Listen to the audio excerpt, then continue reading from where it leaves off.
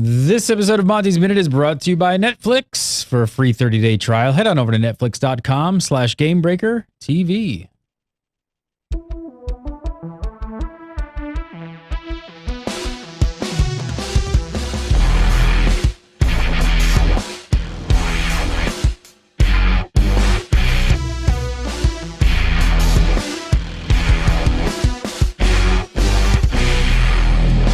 What's up, everybody, and welcome back to another episode of Monty's Minute. This is episode 22 for February 26th, 2013. I'm Gary Gannon. This is Gamebreaker, and joining me, as always, Mr. Monty Sharma. How are you, sir?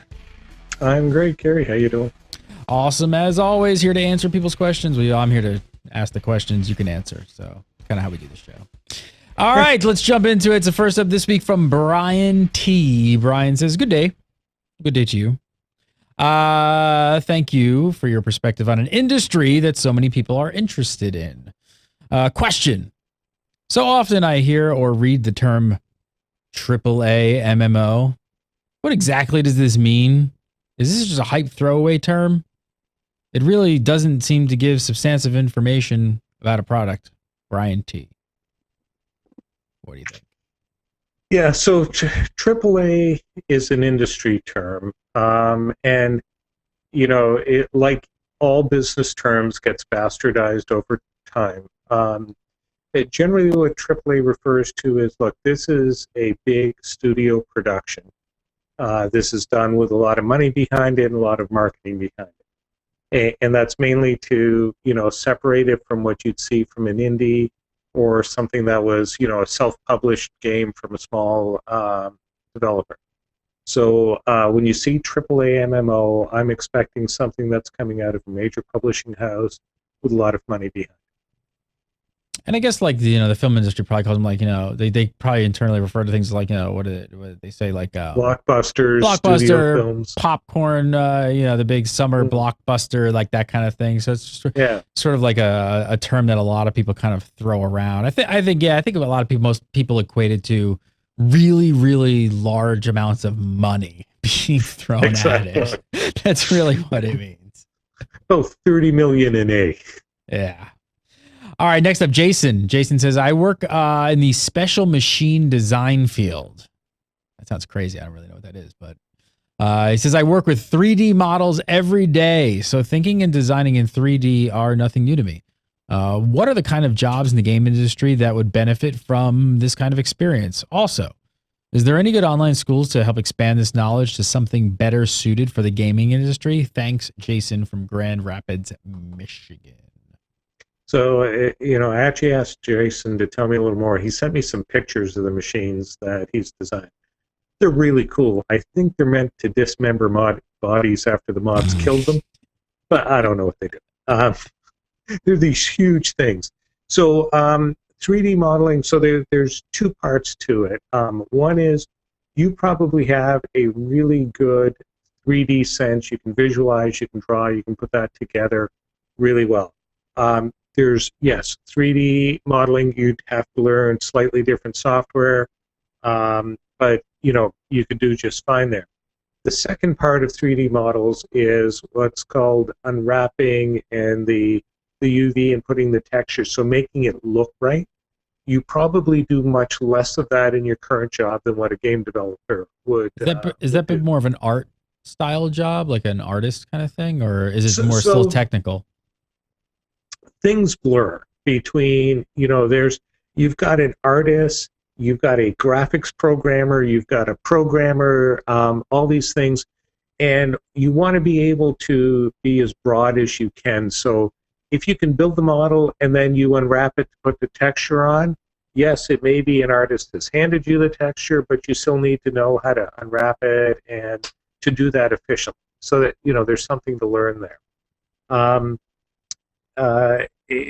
But it's picking up new software, which is nothing, and it's learning a little bit of skill. The hardest part of what you're doing, you already know, and the question's going to be, getting efficient at it, doing it for games.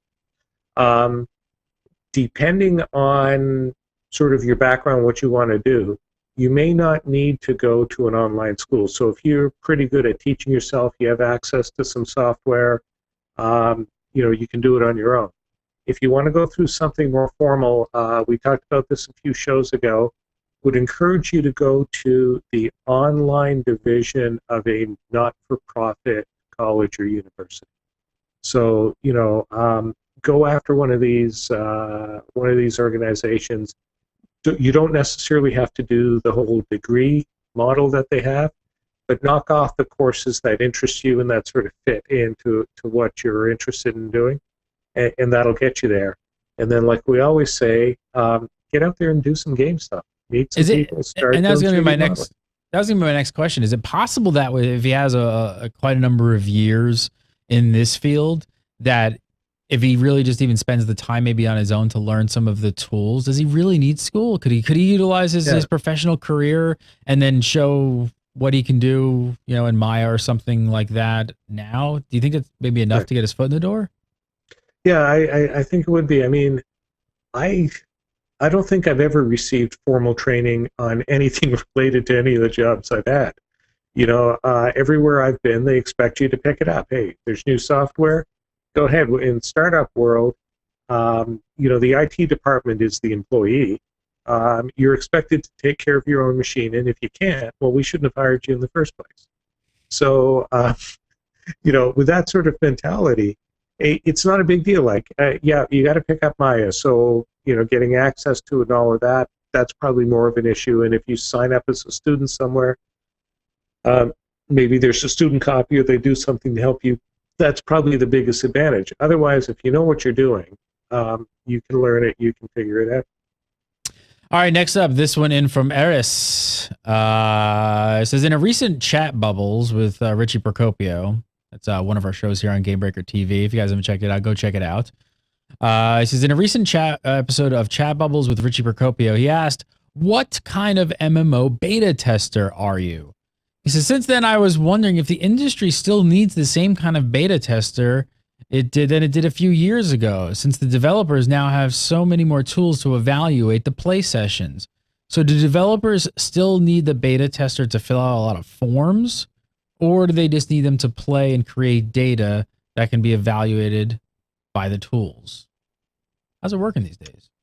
Yeah, so there is less formal form filling than there was, because they're able to pull so much more data from the game itself. So, is it fun? Are you looking to spend money? Are you progressing at a reasonable rate? Are players who are in the beta coming back in a reasonable amount of time? And so, I've played. I'm constantly playing betas. In fact, most of my game playing is betas. I don't fill in any forms. What I do and what they ask you to do is you pop in and you fill in a feedback form. Hey, I wanted to do this. Didn't work the way I thought it would. Mm-hmm. This part of the UI is confusing. That sort of thing. But the emotional questions, right? Those things they're pulling from data. They know, so I've been playing Game of Thrones Ascent on Facebook lately, and they're pulling things and they're making changes that I know are based off the data that they've seen for what players are actually doing, and it's really kind of neat. All right, next up from Ryan K. He says, hi, Monty and Gary, long-time fan. Been watching the show since the inception. Thank you for watching, Ryan. He says, I haven't seen many questions of a more technical nature, so I figured I'd ask some. He says, in your experience, what are the commonly used software architecture patterns used in game development? Sounds very nerdy. Yeah. So, software architecture, there's two sides to it. There's the theoretical side and the way that, in colleges and that they'll teach you.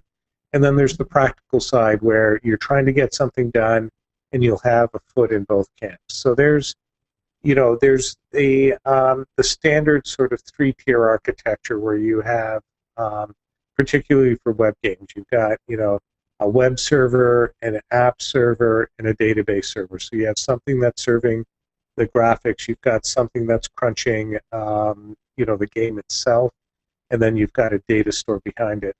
That's been, converted these days. They like to call it the model view controller model, and it's, it took me a long time to figure it out. I was watching some video on it, and it's finally, when I got it, it was pretty simple. It was a lot like the three-tier architecture, where you've got your model is your data model, your view is the UI, and that's a completely separate entity from your data model, and the controller is the smarts of your program, and it's doing the calculations and all of that. So breaking it up keeps things relatively clean. Now, as you get into larger products, larger development, the lines kind of blur, and people do things that aren't quite as formal. Ryan's got a follow-up question here. He says, the field of software testing has started to become a major component to much of the software industry.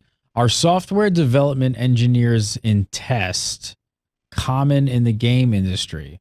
Or is QA mainly composed of untrained individuals following scripts and playing games, hoping to stumble across bugs? That's kind of scathing, I'd say. So there are in QA, you've got coders who are scripting things. So there's a whole lot of that's going on. The people that are playing through are actually following fairly detailed scripts. There isn't a random hope I stumble across a bug. There is a, hey, we've added this feature. Test this feature, and so the test plan for that feature is, oh, well, this should work here, here, here, and here. This is the way it's supposed to work. This is how long it should take. This is how it should look. Go and test it in all of these places. You do that. You find it doesn't work right in one place, or it doesn't look right in one place. You replicate it. So, the rule has always been, you do it 3 times. You make it do it 3 times, and you restart the app. If you want to be really conscientious, you restart the machine, so that you're clearly doing it, and then you write down the replication steps, and that's what you submit as a bug. So there's that sort of stuff that's going on, and now there's emerging much more this third level of QA, and a guy at Turbine, JP, who we'll get him to do a profile. He's a great guy, and he's director QA there, and he talks a lot about how QA is becoming sort of a destination job where, you go through the early stages of you're following scripts, you're executing, you're showing you can write, follow instruction, talk about these things. You might be scripting some of the tests, but then there's the folks who play it to understand, playability, sense, all of that sort of thing, and that's a whole different level of analysis. And so they're building up teams that do that, and it's paying big dividends. So you'll see that side of it, the analytic QA, growing as well. All right, next up, this one in from Harvey. Harvey says, hi, I'm currently in my final year of uni studying mathematical physics. A few years ago at the Eurogamer Expo in London, I asked some of the game devs at the stalls about getting into the games industry regarding what to study. They told me to stick with physics as it was easier to teach me the coding than the physics. He says, flash forward a year and I'm back at Eurogamer asking similar questions, but the responses seem to have flipped. I have done some limited coding as part of my course, but it was mostly limited to modeling. Am I completely unhirable at this juncture without more relevant coding experience? Thanks for your time and love the show, Harvey. First up, any idea of why maybe some of the answers have flipped, or is it just random people give random sort of answers? Yeah, everybody has their own set of biases. So if you talk to somebody and you were particularly talking about things like physics engines and things like that, they might very well have said, hey, physics engines, The codings, you'll be able to figure that out, really know that physics behind it. And then you talk to somebody who's, a standard game developer, and the question is, hey, what about this? Well, yeah, we got a physics engine that does that stuff. You need to know how to code. And he's just like, I don't know physics, so don't worry about that. Yeah, and so one thing is, don't sweat it.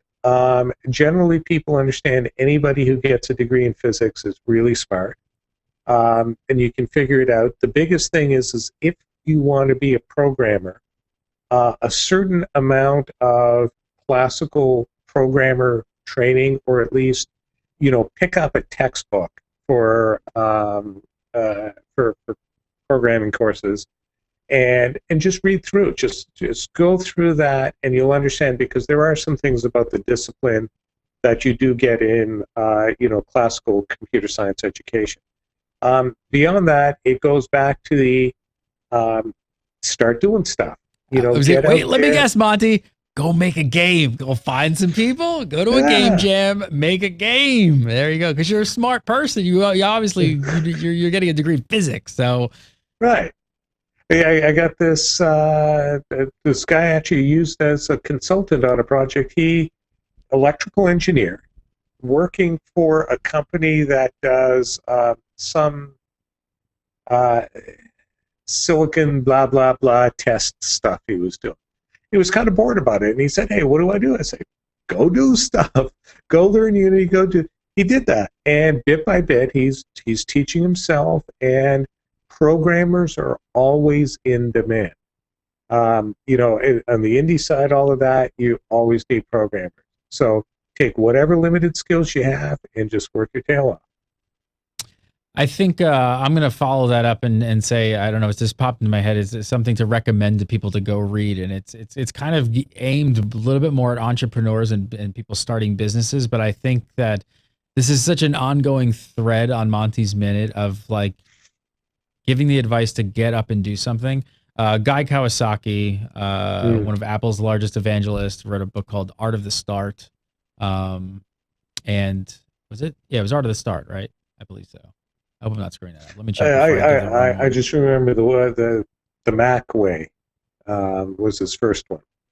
I feel like, let me just see the cover. It's got a match, I think, being struck on it. I have the Kindle.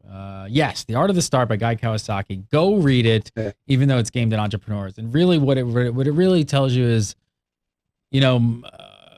getting started and actually doing something is probably more important than all of these other factors and these roadblocks that you might be putting up in your way. So. Yeah. Got a lot of smart people sending in a lot of very intelligent questions, and you got, obviously a lot of these people have really good heads on their shoulders. They're just not in the industry, and time and time again, you got to just put one foot forward and maybe just start figuring out how to get in there.